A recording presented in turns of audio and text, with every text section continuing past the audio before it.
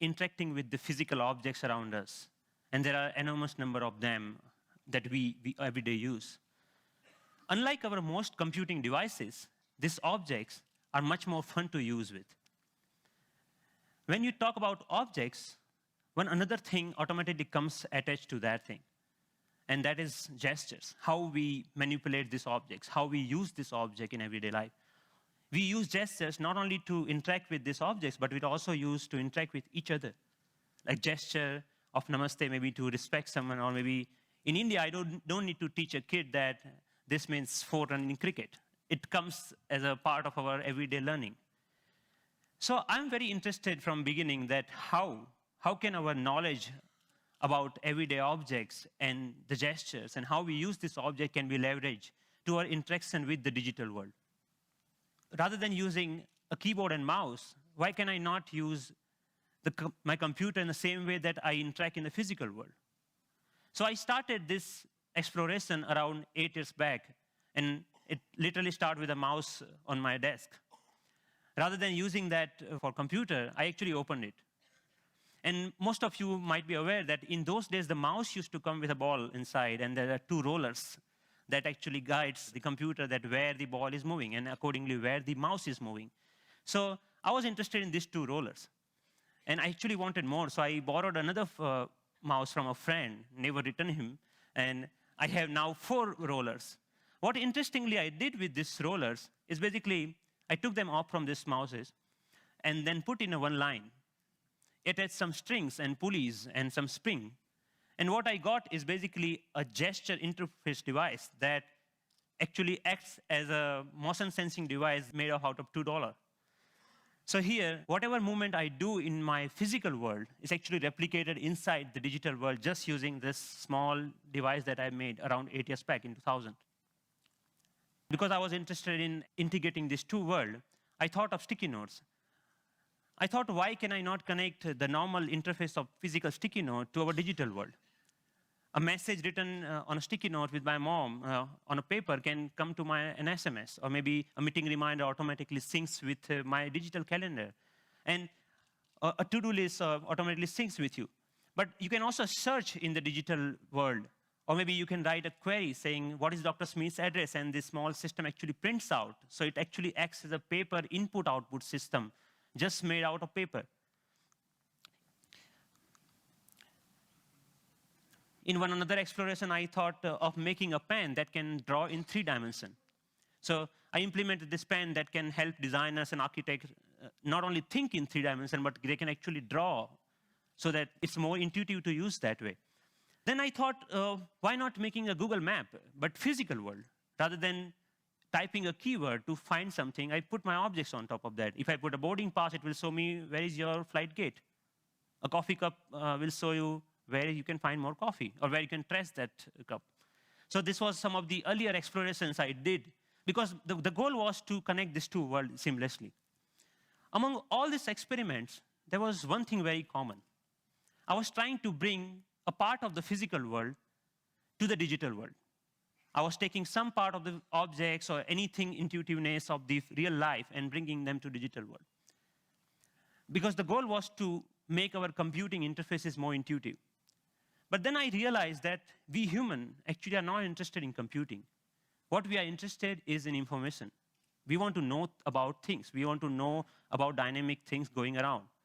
So I thought about last year, in the beginning of the last year, I started thinking that why can I not take this approach in reverse way? Maybe how about I take my digital world and paint the physical world with that digital information? Because pixels are actually right now confined in these rectangular devices that fits in our pocket.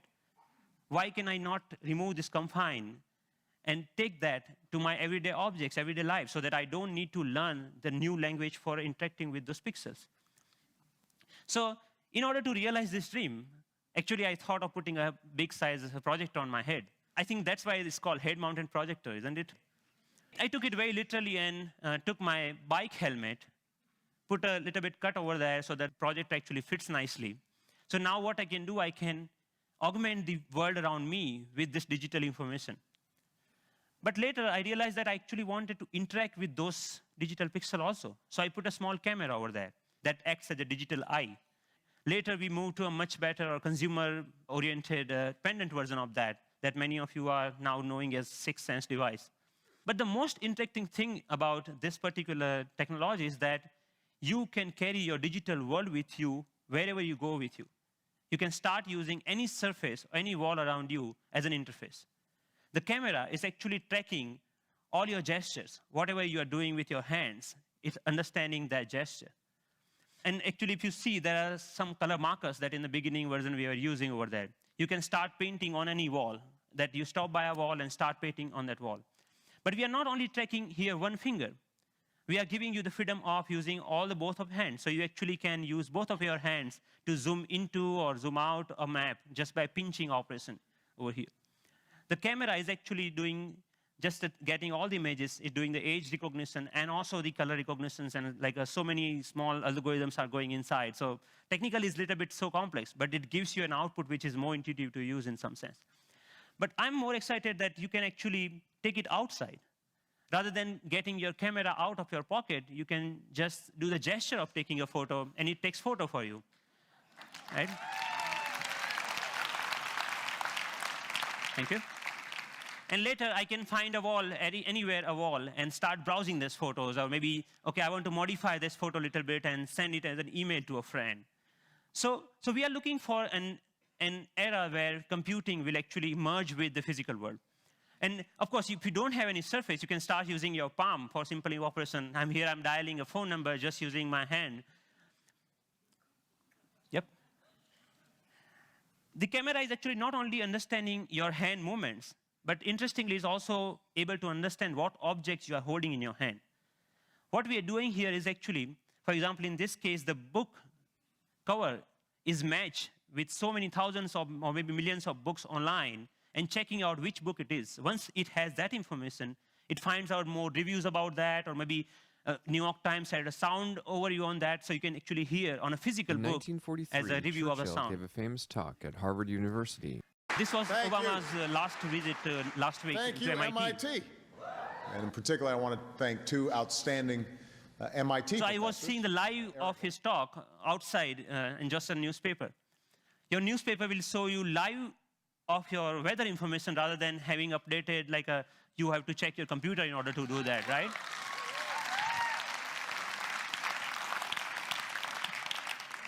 When I'm going back, I can just use my boarding pass and to check, oh, my flight has been how much delayed. Because at that particular time, I'm not feeling of opening my iPhone and checking out a particular icon. And I think this technology will not only change the way, yes, it will change the way we interact with people also, not only the physical world.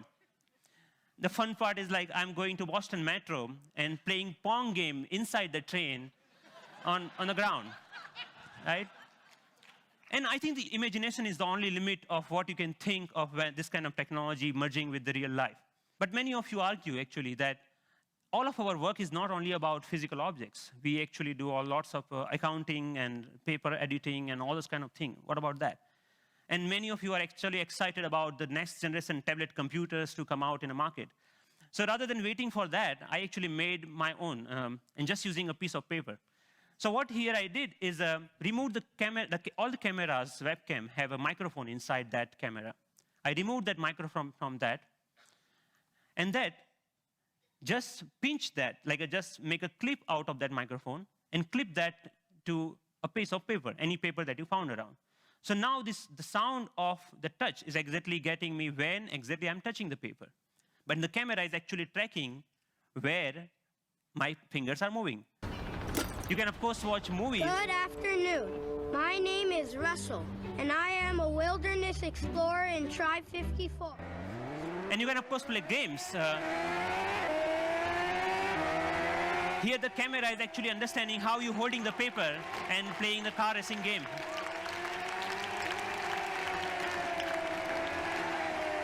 Many of you already must have thought, okay, you can browse. Yeah, of course, you can browse to any website. So you can do all sort of computing on a piece of paper wherever you need it.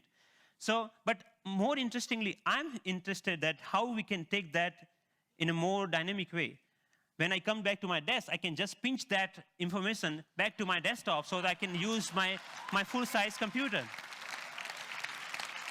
And why only computers? We can just play with papers. Like paper world is interesting to play with. So here I'm taking a part of a document and putting over here the second part from second place, and I'm actually modifying the information that I have over there.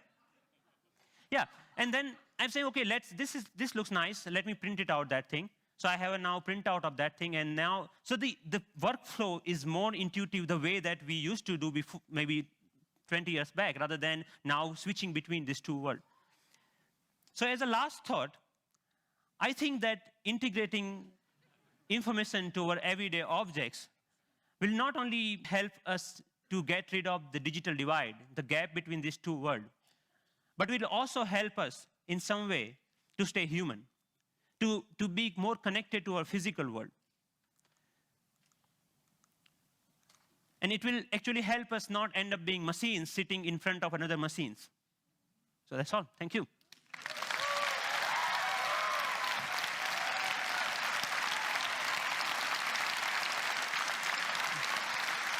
Thank you. Thank you. Thank you. Thank you.